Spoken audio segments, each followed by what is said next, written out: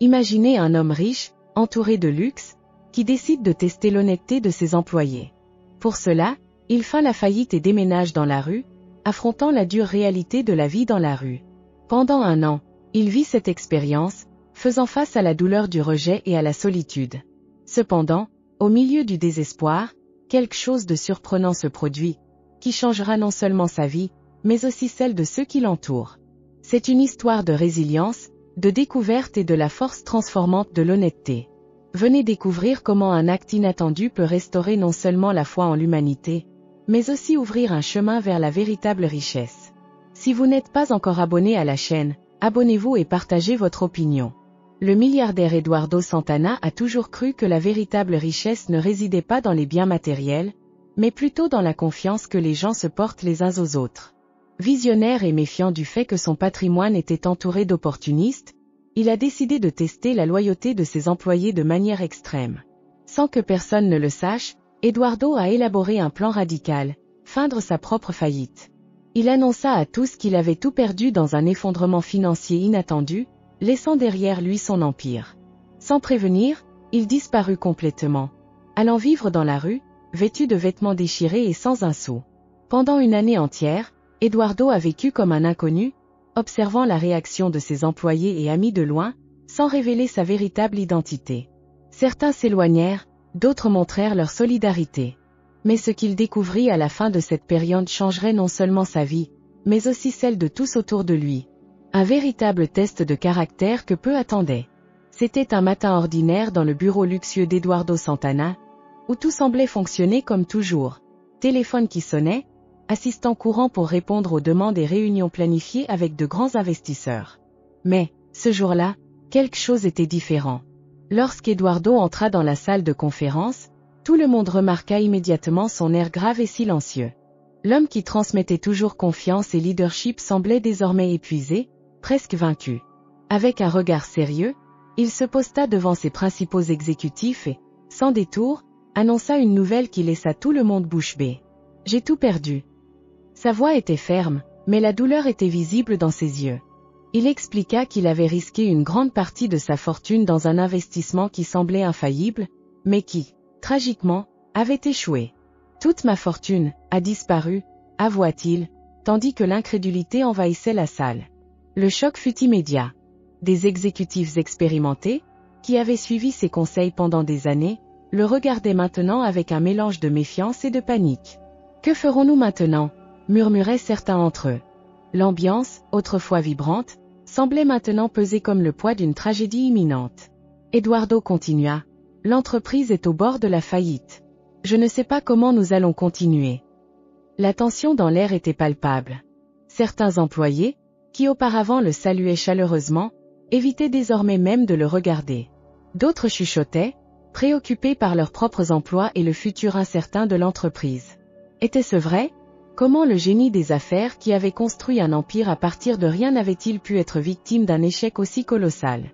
Eduardo, gardant le contrôle de la situation, observa attentivement les réactions. Il savait que ce qui allait se passer révélerait bien plus que n'importe quel rapport financier ne pourrait montrer. Le plan avait été lancé, et il était sur le point de découvrir qui, en ce moment critique, se tiendrait à ses côtés de manière sincère, et qui montrerait son véritable caractère lorsque l'éclat de l'argent disparaîtrait. Il ne savait pas que tout faisait partie d'un grand test, planifié avec précision. Les jours qui suivirent furent tendus. Eduardo Santana, toujours admiré pour son astuce dans les affaires, semblait désormais être la personnification d'un homme vaincu. Les réunions avec les exécutifs devinrent moins fréquentes, et l'atmosphère dans l'entreprise, autrefois vibrante, était maintenant lourde, remplie de chuchotements anxieux et de regards méfiants. Certains tentaient encore de s'accrocher à l'espoir que le milliardaire puisse trouver une issue. D'autres, déjà convaincus que la fin était proche, commençaient à chercher des alternatives en dehors de l'entreprise. Puis, un jour de ciel nuageux qui semblait refléter l'atmosphère à l'intérieur de la société, Eduardo convoqua tous les employés pour une réunion générale. L'environnement était chargé, avec des regards tendus et des respirations suspendues. Il entra dans la salle avec une posture rigide, le visage plus sérieux que jamais, et, de manière solennelle, annonça ce que personne ne voulait entendre. « Malheureusement, la situation est irréversible », commença-t-il, avec une voix chargée d'un chagrin qui semblait venir de l'âme. Sans ressources, je n'ai d'autre choix que de fermer les portes de l'entreprise. À partir d'aujourd'hui, tous sont licenciés. Il y eut un moment de silence absolu. Le choc flottait dans l'air comme un coup inattendu. Certains employés baissèrent la tête, d'autres échangèrent des regards incrédules. L'entreprise qui avait été le soutien et la fierté de tant de personnes était désormais au bord d'un effondrement complet. Eduardo continua, essayant de garder la dignité qui lui restait. Je sais que beaucoup d'entre vous ont des familles à soutenir et des rêves qui dépendaient de cet emploi. Je suis vraiment désolé. Mais si un jour la situation change, et que je peux reconstruire cet empire, je vous promets que vous serez les premiers à être rappelés. Vous avez ma parole. Certains employés avaient les yeux embués. Beaucoup le respectaient profondément et avaient espoir qu'il, l'un des plus grands visionnaires du pays, trouverait une issue. Mais d'autres commençaient déjà à murmurer, doutant de ses intentions et pensant à l'avenir incertain qui les attendait. Pendant qu'Eduardo parlait, il observait attentivement chaque visage. Il savait que cette promesse de priorité était, pour certains, une bouée de sauvetage. Mais, pour d'autres, cela sonnait comme une promesse vide. Il devait voir qui resterait fidèle, même dans les moments les plus sombres, et qui s'éloignerait au premier signe de difficulté. C'était le véritable test. Dans les heures qui suivirent, le chaos régna. Des cartons apparurent sur les bureaux, tandis que les employés commençaient lentement à empaqueter leurs affaires. Eduardo parcourait les couloirs, en silence, comme s'il assistait à la fin d'une ère. Ce que personne ne savait, c'est qu'il observait. Chaque adieu, chaque geste de solidarité ou de mépris était soigneusement enregistré dans son esprit. Alors qu'il voyait ses employés partir un à un, Eduardo savait qu'au fond, le plus grand apprentissage de cette épreuve était encore à venir. Après cette annonce fatidique et la fermeture de l'entreprise, Eduardo Santana disparut complètement du paysage corporatif. Pour beaucoup, il avait simplement disparu dans l'anonymat, incapable de faire face au poids de son échec. Les journalistes et anciens collègues tentèrent en vain de découvrir son weirabou. Lui, qui autrefois faisait la une des magazines et était une présence assurée lors des événements de gala, semblait maintenant avoir été englouti par la terre. Mais la vérité était bien plus surprenante que n'importe quelle spéculation. Eduardo, le milliardaire qui possédait autrefois des manoirs, des voitures de luxe et une vie d'extravagance, marchait maintenant dans les rues de la ville comme un homme ordinaire, sans révéler sa véritable identité. Avec des vêtements usés et une barbe mal taillée, il se mêlait à la foule d'anonymes qui luttaient pour leur survie quotidienne. Pendant la journée, il errait sur les trottoirs à la recherche de travail, acceptant de petits boulots qui lui permettaient de gagner le minimum pour vivre. La nuit, il cherchait un coin sûr pour dormir, parfois un trottoir, d'autres fois un abri bondé. L'éclat qui entourait autrefois son nom avait disparu, avec son argent. Personne n'aurait pu imaginer que cet homme au pas lent et au regard fatigué, qui demandait souvent quelques pièces au coin des rues, était le même Eduardo Santana qui, peu de temps auparavant, dirigeait un empire. Mais c'était précisément cela le point. Il ne voulait pas être reconnu. Il voulait vivre, en fait, comme un homme ordinaire. Il voulait comprendre ce qu'était la vie de ceux qui, chaque jour, affrontaient l'abandon et l'indifférence. Au début, la transition fut un choc. Eduardo, qui avait toujours eu tout à sa disposition, se retrouvait désormais confronté à la dure réalité de ne pas avoir de lieu où dormir ou quoi manger. L'odeur des restaurants de luxe qu'il fréquentait autrefois lui causait désormais des nœuds à l'estomac vide. Les regards de mépris et de méfiance, autrefois dirigés vers d'autres, le suivaient maintenant dans les rues, tandis qu'il essayait de trouver un refuge contre la froideur du monde. Il rencontra d'autres hommes et femmes qui, comme lui, avaient tout perdu. Des histoires de rêves brisés, de familles déchirées et d'opportunités gâchées. Des conversations autour de feux de camp improvisés avec ceux qui, à la différence d'Eduardo, n'avaient jamais eu d'autre choix. Avec le temps, il commença à comprendre ce que cela signifiait de vivre en marge de la société. Ce n'était pas seulement le manque d'argent ou de confort, mais l'absence de dignité, le regard d'invisibilité avec lequel la majorité des gens traitaient ceux qui se trouvaient au fond du gouffre. La vie dans les rues était difficile, mais Eduardo était déterminé à ne pas abandonner. Il se força à rester dans ce nouveau monde suffisamment longtemps pour apprendre les leçons que la richesse ne lui avait jamais enseignées. La faim, le froid, la solitude, tout cela faisait maintenant partie de sa routine. Peu à peu, il commença à se transformer, non seulement extérieurement, mais aussi intérieurement. L'arrogance et l'orgueil qui avaient autrefois marqué son succès furent remplacés par une humilité sincère, une connexion réelle avec ceux qui, comme lui, tentaient de survivre. Eduardo savait que cette période dans les rues était temporaire, mais il voulait vivre chaque moment comme s'il était permanent. Il ne voulait pas simplement observer de loin, comme quelqu'un qui assiste à une expérience. Il voulait ressentir sur sa peau la dureté de la vie sans privilège, il voulait expérimenter la réalité de ceux qui n'avaient pas de filet de sécurité sur lequel tomber. Les mois passèrent, et personne ne le reconnut. Ni anciens employés, ni amis d'affaires. Il n'était qu'un visage anonyme parmi la foule. Mais, pour Eduardo, c'était exactement ce dont il avait besoin, l'opportunité de voir le monde sous un angle que le pouvoir et l'argent lui avaient toujours caché. Et alors qu'il vivait cette nouvelle réalité, il observait attentivement. Il savait que le jour où il révélerait sa véritable identité arriverait, mais ce jour n'était pas encore proche. Il y avait encore plus de leçons à apprendre, plus d'histoires à écouter et plus d'épreuves à traverser. Au fil des mois, Eduardo expérimenta, en première main, la dureté et la solidarité du monde qu'il avait toujours ignoré depuis son bureau élevé. Chaque jour était une nouvelle leçon, et chaque coin de la ville apportait avec lui une nouvelle histoire. Il commença à comprendre la véritable lutte pour la survie, loin de la protection des murs de verre et du confort des fauteuils en cuir de son ancien bureau. Les matins commençaient tôt, non par choix, mais par nécessité de trouver un endroit sûr où il pourrait se reposer. Eduardo se réveillait avant le lever du soleil, lorsque les rues étaient encore plongées dans l'obscurité. Il se traînait hors de son coin improvisé, toujours à la recherche d'un café chaud ou d'un morceau de pain. Un jour, en passant devant une boulangerie, il remarqua que le boulanger jetait les pains non vendus. Sans réfléchir à deux fois, Eduardo s'approcha et demanda s'il pouvait en prendre quelques-uns. Le boulanger, surpris de voir un homme bien habillé dans un moment si désespéré, hésita, mais finit par céder. La sensation de tenir ses pains chauds dans ses mains était à la fois humiliante et libératrice. Il ressentait la texture douce, l'odeur du blé et la vie qu'il s'apprêtait à consommer. Ce simple geste de générosité, qu'il n'avait jamais remarqué auparavant, signifiait plus qu'un simple aliment. C'était un signe que la solidarité existait encore, même dans les circonstances les plus difficiles.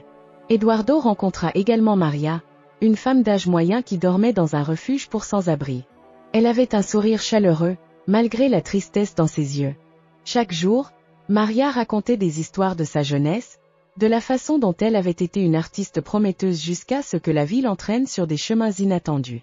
La manière dont elle parlait de l'art, de la musique et de l'espoir inspira Eduardo. Il se souvenait de sa propre vie, de la froideur des chiffres et des réunions sans émotion. La passion que Maria avait pour ce qu'elle avait un jour aimé fit prendre conscience à Eduardo de tout ce qu'il avait perdu en se laissant emporter par le matérialisme. Alors qu'ils cohabitaient, Eduardo commença à comprendre les réalités des personnes qui l'entouraient. Il observait les petites interactions, la manière dont les sans-abri s'entraidaient mutuellement, partageant couverture ou nourriture. Un des jours les plus froids de l'hiver, il vit un groupe d'hommes partager une bouteille de café chaud. Ils riaient et racontaient des histoires, et, pendant un bref instant, la dure réalité semblait se dissiper. Eduardo resta là, observant cet acte d'amitié qui le désarma. Il réalisa que, même au milieu de la douleur, il y avait un lien incassable entre ceux qui avaient tout perdu. Le contraste entre la dureté du quotidien et la résilience des personnes qu'il connaissait devint une réflexion constante dans son esprit. Les jours les plus difficiles, Eduardo ressentait la solitude et le désespoir tentant de le dominer, mais il y avait toujours une lueur d'espoir qui surgissait à des moments inattendus. Un après-midi, en marchant dans les rues, il tomba sur un événement communautaire dans un parc. Des personnes de tous âges se rassemblaient pour partager nourriture, musique et histoire. Eduardo s'approcha avec hésitation, mais fut bientôt accueilli par un groupe qui l'invita à se joindre à eux. La chaleur de l'interaction humaine l'enveloppa, et il réalisa qu'il n'était pas seul dans sa lutte. Ce jour-là fut un tournant. Au fil des mois, Eduardo non seulement apprit la sévérité de la vie dans la rue, mais aussi la force extraordinaire de la communauté. Il commença à participer activement à des actions de solidarité, aidant à distribuer nourriture et vêtements à ceux qui étaient en difficulté. Ces interactions non seulement l'aidèrent à comprendre la valeur de l'empathie, mais éveillèrent en lui un nouveau but. Il voulait, d'une certaine manière, rendre à ceux qui lui avaient tant appris. Le milliardaire qui avait un jour vu le monde uniquement à travers des chiffres et des profits regardait désormais les gens autour de lui avec une nouvelle compréhension. Il commença à voir la beauté dans les petites choses, un sourire, un mot gentil, un geste de bonté. Ces moments, qui passaient auparavant inaperçus dans sa vie de luxe, étaient désormais les expériences les plus précieuses qu'il avait.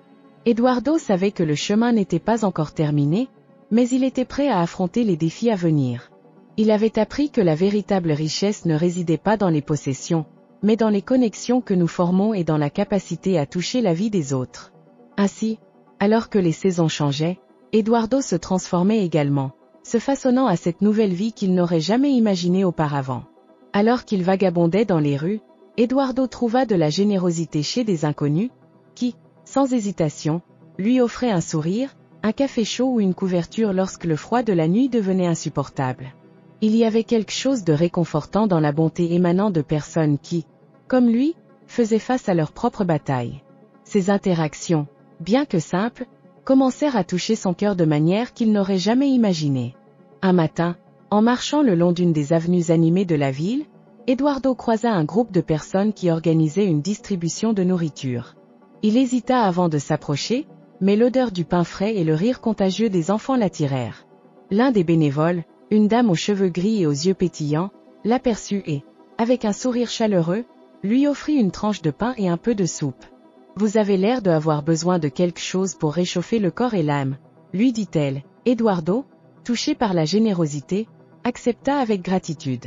Ces rencontres devinrent plus fréquentes, mais ce qui le surprit le plus, ce fut lorsqu'un après-midi pluvieux, il se retrouva face à Carlos, l'un des jeunes qui travaillait à la réception de son ancienne entreprise.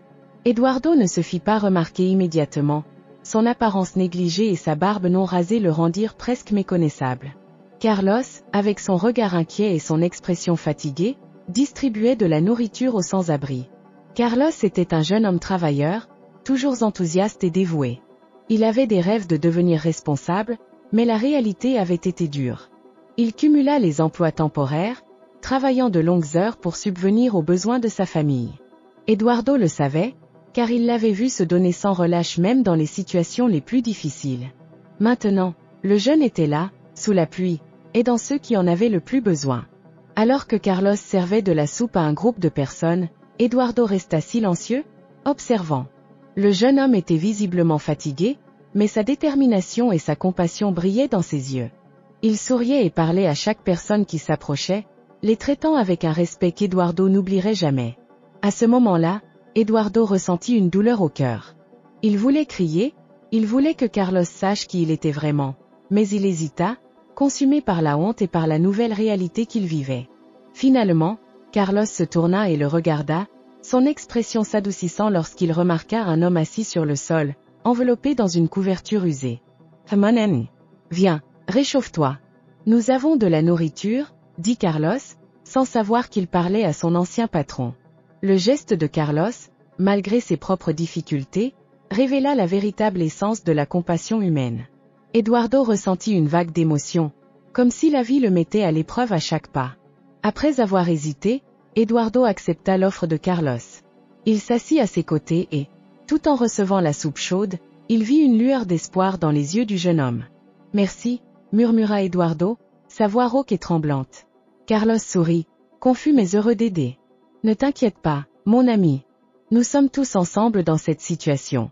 Un jour, les choses s'amélioreront, » répondit Carlos, sans avoir idée de l'impact que ces mots avaient.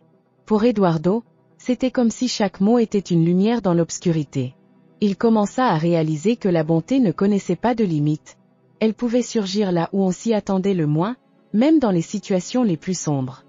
Au cours des semaines, Eduardo continua de rencontrer Carlos et d'autres anciens employés qui, même sans le reconnaître, montrèrent compassion et empathie. Chaque rencontre était une nouvelle leçon, une nouvelle occasion pour Eduardo de réfléchir à sa vie d'autrefois et à ce qui importait vraiment. Il observait comment les gens luttaient, mais aussi comment ils s'unissaient, formant des liens de solidarité qui transcendaient les barrières sociales.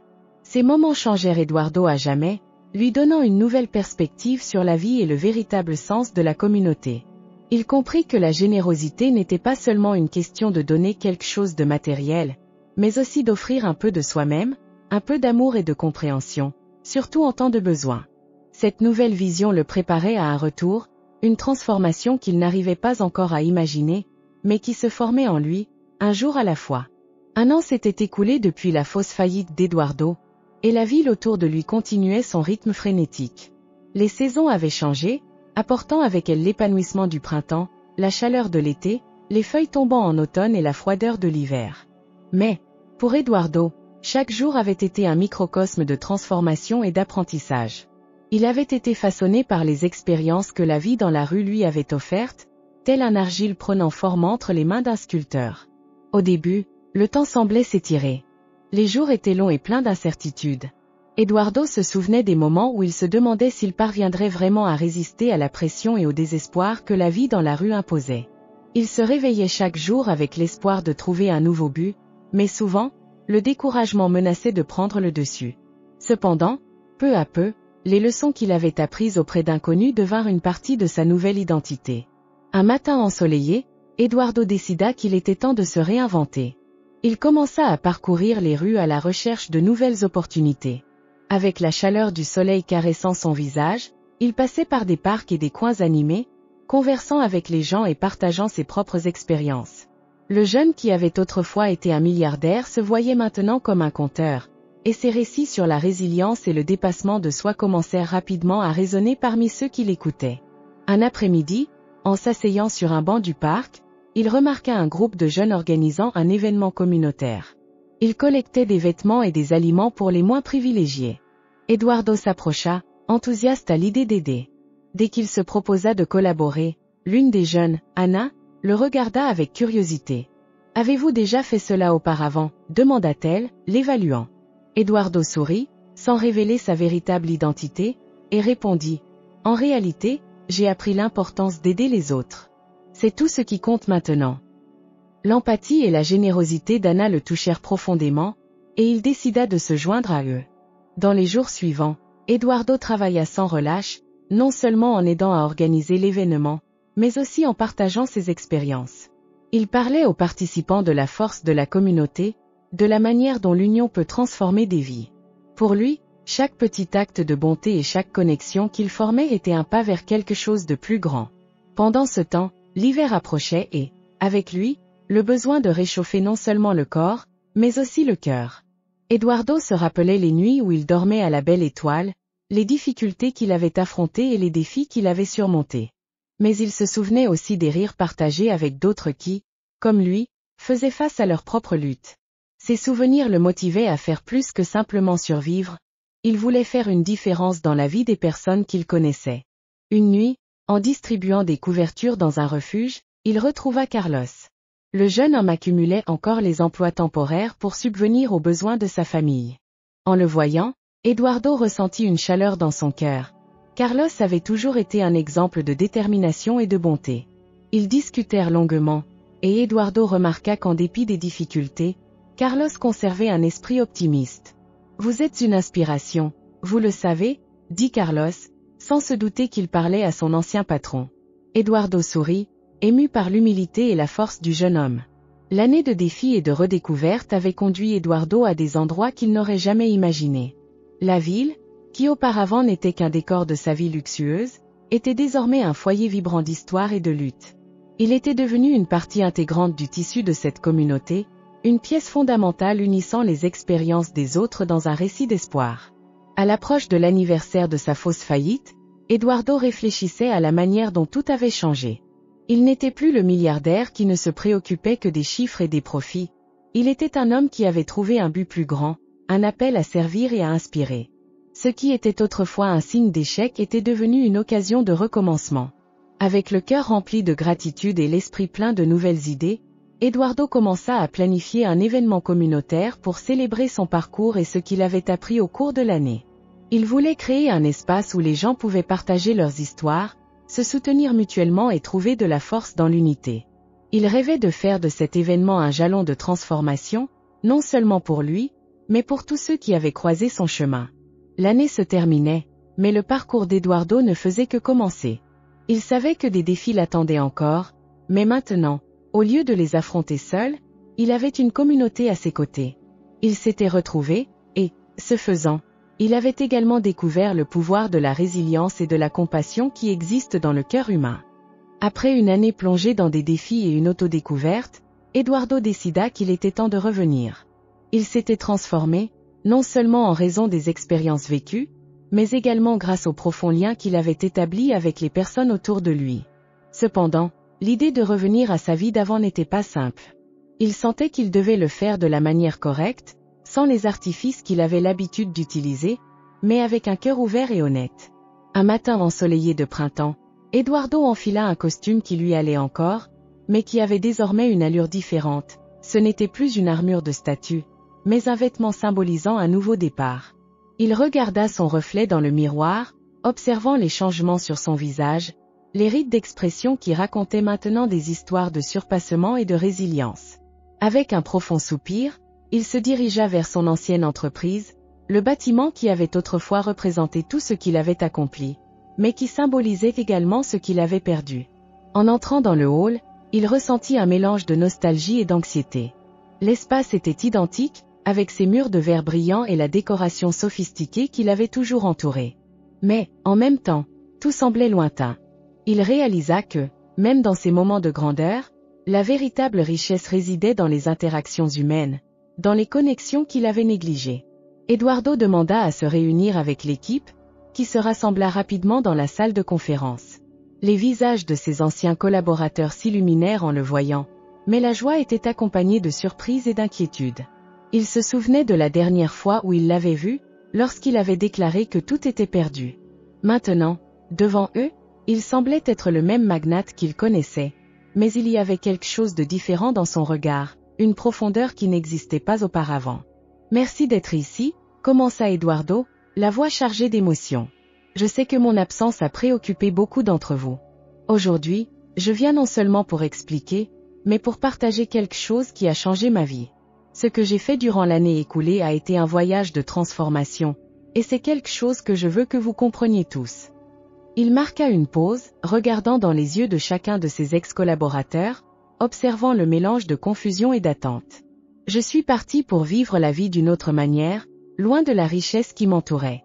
Je voulais comprendre comment c'était de vivre sans tout ce que j'avais, et la vérité est que j'ai appris plus que je n'aurais jamais pu imaginer. J'ai trouvé un sens de communauté et de solidarité que je n'avais jamais connu auparavant. » Des murmures commencèrent à se faire entendre dans la salle, et Eduardo continua. « Oui, j'ai tout perdu. Mais, plus important encore, j'ai tout gagné. J'ai rencontré des personnes qui m'ont montré ce que signifie être humain, ce que cela signifie de s'entraider dans les moments difficiles. Et, pour cela, je ne suis plus l'homme brisé que vous connaissez, je suis un homme renouvelé. » Il prit une profonde inspiration avant de révéler la vérité qu'il avait gardée si longtemps. « L'entreprise n'a jamais vraiment fermé. Je testais l'honnêteté de chacun d'entre vous. Je voulais voir qui resterait à mes côtés, qui se soucierait non seulement du succès financier, mais de la mission et de la vision que nous avons tous créées ensemble.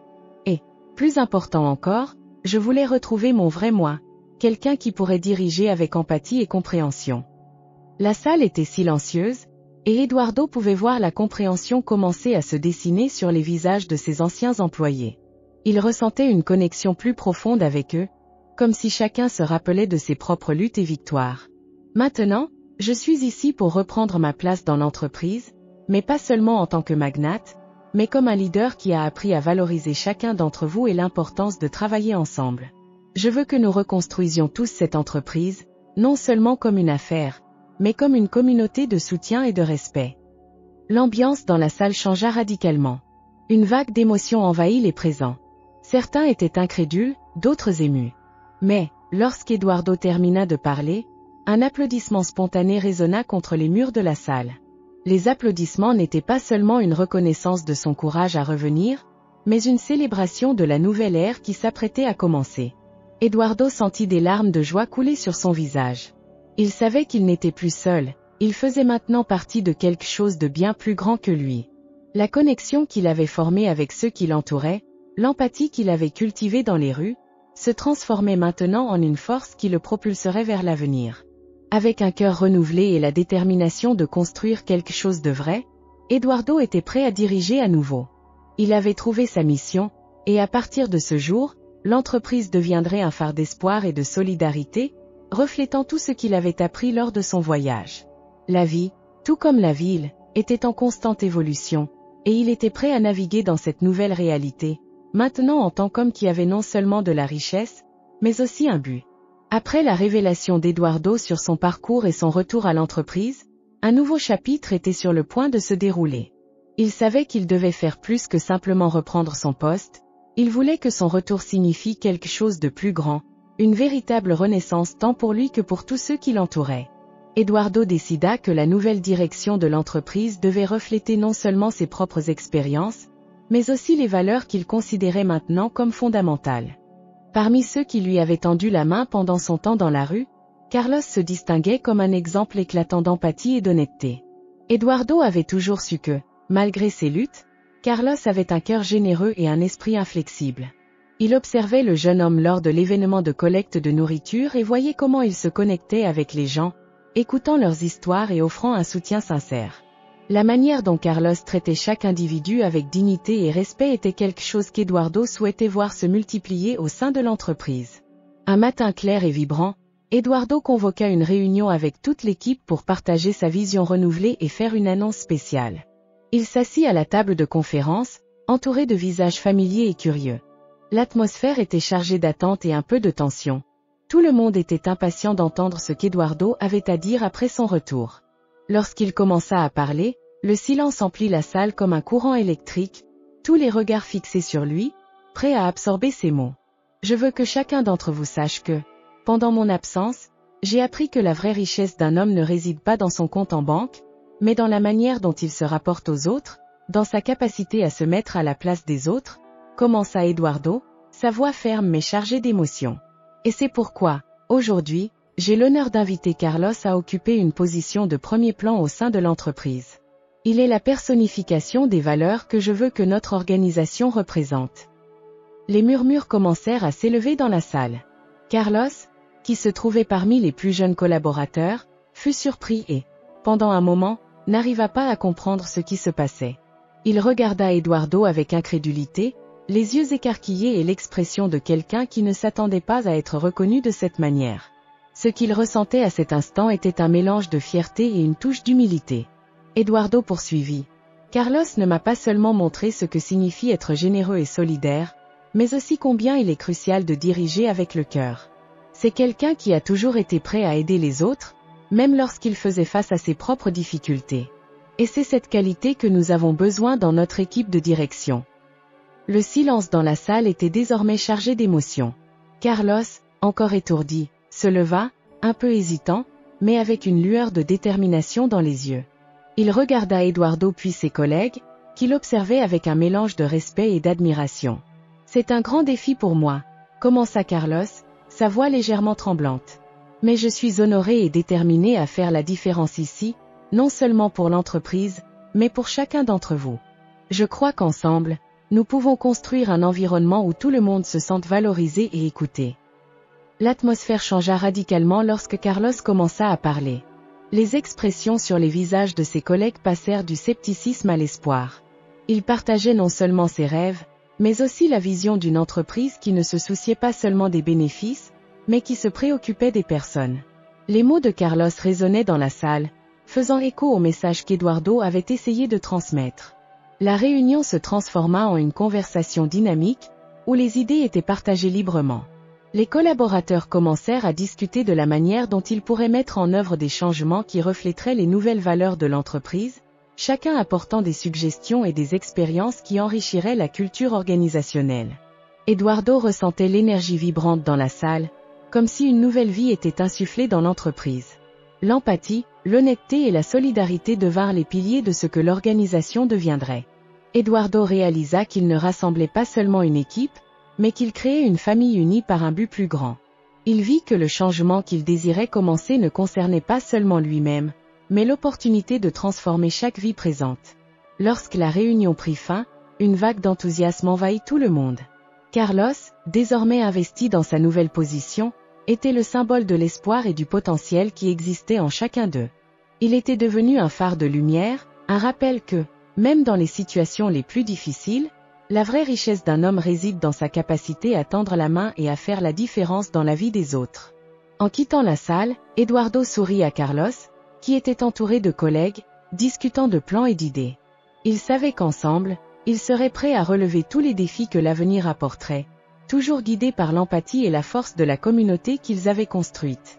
L'entreprise n'était plus seulement une structure commerciale, mais un espace de croissance, d'apprentissage et de transformation, où chaque individu était valorisé et où la vraie richesse fleurirait dans chaque action et choix fait. Lorsque la réunion prit fin, Eduardo et Carlos se retrouvèrent à nouveau, cette fois dans un moment plus intime. Carlos, avec une lueur dans les yeux, exprima sa gratitude. « Merci Eduardo. Vous m'avez donné une opportunité que je n'aurais jamais pensé avoir. Je veux que tout le monde ici sache que, pour moi, le véritable succès ne sera pas seulement la croissance de l'entreprise, mais aussi la manière dont nous réussirons à nous soutenir et à nous inspirer les uns les autres. » Eduardo hochla tête ému. Il savait que le véritable changement ne se produisait pas du jour au lendemain, mais que c'était le début d'une nouvelle ère.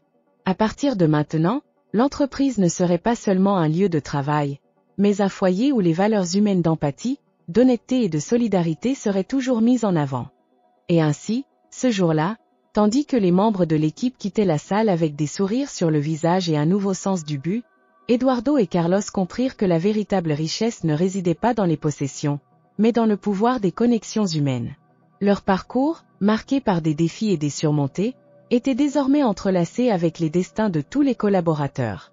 Et ensemble, ils étaient prêts à construire non seulement une entreprise prospère, mais une communauté unie et résiliente, où chacun pouvait briller et prospérer.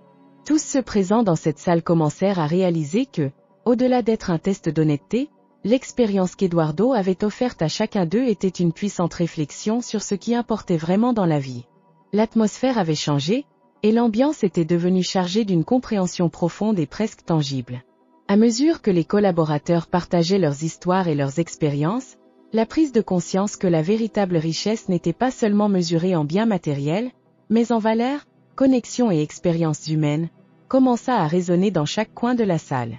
Le parcours d'Eduardo avait non seulement remis en question ses croyances sur le succès, mais les avait également encouragés à se regarder en eux-mêmes et à réévaluer leurs propres priorités. Dans un coin de la salle, Anna, une employée qui s'était toujours consacrée à des heures supplémentaires, commença à partager son histoire. « Quand j'ai entendu parler de la faillite de l'entreprise, j'ai été horrifiée. Je travaillais tant parce que je croyais que plus d'heures signifiait plus de sécurité. Mais, en réfléchissant maintenant, je réalise que j'ai perdu des moments précieux avec ma famille. J'étais tellement concentrée à assurer un avenir que j'ai presque oublié de vivre le présent, » dit-elle, sa voix tremblant légèrement. La salle devint silencieuse, et les yeux d'Anna brillaient de larmes non versées. Tous présents purent s'identifier à son combat. Le sentiment que le travail ne devait pas être la seule priorité de leur vie se répandit comme une onde, amenant chacun à se sentir vulnérable, mais aussi renforcé. Carlos, écoutant les mots d'Anna, se leva à nouveau. « J'ai aussi traversé cela. Lorsque je luttais pour subvenir aux besoins de ma famille avec des emplois temporaires, je me sentais souvent coincé dans un cycle sans fin de stress et de pression. Mais en vivant dans la rue, j'ai appris que chaque personne que je rencontrais avait une histoire, un combat et une lumière unique. Cela m'a fait comprendre que, malgré les difficultés, ce qui importe vraiment, c'est comment nous nous soutenons les uns les autres. Je veux que notre entreprise soit le reflet de cela. » L'empathie se répandit dans la salle, et les collaborateurs commencèrent à se souvenir de moments où de petites actions de bonté avaient changé leur journée. La jeune réceptionniste, Lucia, partagea comment, lors d'une journée particulièrement difficile, un collègue l'avait aidé à porter des caisses lourdes lors d'un événement. Ce simple geste m'a fait sentir vu et apprécié. J'ai réalisé que, même dans un environnement corporatif, nous sommes tous des êtres humains, et nous avons besoin les uns des autres. Alors que les histoires continuaient de s'écouler, Eduardo réalisa que ce qui avait commencé comme une tentative de tester l'honnêteté de ses employés s'était transformé en une profonde réflexion collective sur ce qui importait vraiment. Il se sentait reconnaissant d'avoir eu le courage d'embarquer dans ce parcours, car il voyait maintenant la beauté qui émergeait des expériences difficiles qu'il avait affrontées. Chaque mot partagé résonnait avec le sentiment que le monde corporatif pouvait être plus que de simples chiffres et objectifs. Il pouvait être un lieu de croissance, de soutien et d'amour. Eduardo sourit, sachant que la véritable transformation se produisait là même, devant lui. L'entreprise n'était plus simplement une structure, mais une communauté vibrante qui se souciait sincèrement du bien-être des autres. À ce moment-là, le passé de chacun commença à être réécrit. Les expériences qui étaient autrefois considérées comme de simples difficultés étaient désormais comprises comme des opportunités de croissance et de connexion. Le groupe réalisa que, quelle que soit leur position, tous étaient essentiels au succès de l'équipe. Lorsque la réunion toucha à sa fin, le sentiment d'unité et de but était palpable. Eduardo, observant la salle, se sentit ému de voir comment chacun de ses collaborateurs était engagé à construire un avenir ensemble, un avenir qui reflétait les valeurs humaines qu'il chérissait tant. Alors que les gens se levaient, les sourires étaient plus que de simples expressions de bonheur, ils étaient des promesses silencieuses que, ensemble, ils pourraient faire face à n'importe quel défi. Eduardo avait créé une nouvelle culture organisationnelle, où l'empathie et l'honnêteté étaient les bases de tout ce qu'il ferait. Il savait qu'en regardant vers l'avenir, il ne se préparait pas seulement au succès financier, mais, plus important encore, ils étaient prêts à construire un héritage d'humanité qui pourrait impacter non seulement leur vie, mais aussi celle de tous ceux qui les entouraient. Et ainsi, ce jour mémorable, Eduardo et son équipe embarquèrent dans une aventure de découverte et de croissance, armés de la certitude que la véritable richesse ne se trouvait pas dans leur compte bancaire, mais dans les relations qu'ils cultivaient et dans les vies qu'ils impactaient. La transformation ne faisait que commencer, et la promesse d'un avenir plus empathique et solidaire résonnait dans chaque cœur présent dans cette salle, comme un écho qui ne cesserait jamais. Le parcours d'Eduardo et de son équipe nous rappelle que la véritable richesse ne se mesure pas en biens matériels, mais dans les connexions et le soutien mutuel que nous cultivons. En période de difficulté, ce sont les valeurs humaines qui nous guident et nous renforcent. Avez-vous aimé cette histoire inspirante? Partagez vos opinions dans les commentaires et aimez la vidéo. Ensemble, faisons passer le message d'empathie et de solidarité. Votre voix est importante.